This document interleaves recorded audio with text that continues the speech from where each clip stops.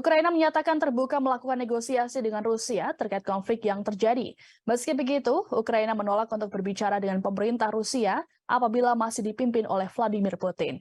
Hal ini disampaikan oleh penasihat senior Presiden Ukraina, Mikhailo Podolyak dalam cuitannya di Twitter. Komentar ini menyusul laporan dari pejabat Amerika Serikat yang membujuk Presiden Volodymyr Zelensky secara pribadi untuk berdialog dengan Rusia.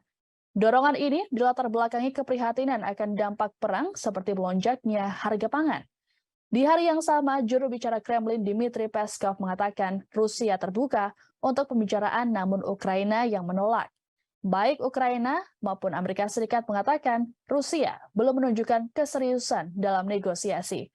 Mereka merujuk pada mobilisasi militer Rusia baru-baru ini, perubahan rute ekonomi, hingga pencaplokan sejumlah wilayah Ukraina.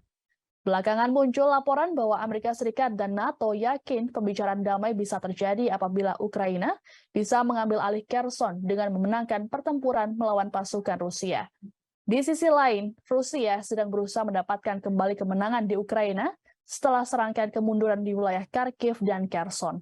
Sejauh ini tampaknya Moskow berusaha melumpuhkan Ukraina dengan memutus pasokan listrik selama musim dingin, kemudian mengerahkan pasukannya yang baru dimobilisasi untuk mendapatkan dan merebut kembali wilayah di garis depan. Diberitakan sebelumnya, para pejabat Amerika Serikat memperingatkan bahwa dukungan sekutu terhadap Kiev akan memburuk bila Ukraina menutup pintu dialog. Selain itu, juga muncul kekhawatiran terhadap dampak ekonomi dari perang Rusia-Ukraina.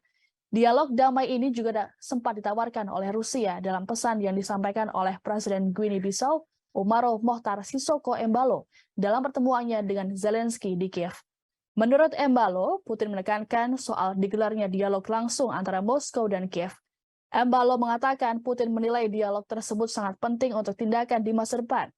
Kepada awak media, Embalo mengatakan bahwa Putin terbuka untuk bernegosiasi dengan Zelensky. Menanggapi pesan Putin tersebut, Zelensky dengan sinis mengatakan bahwa apabila ingin membangun jembatan damai, maka tidak boleh melakukan ledakan pada infrastruktur. Hal ini merujuk pada serangan Rusia yang menargetkan pusat energi Ukraina yang membuat 1 juta warga mengalami pemadaman listrik bergilir.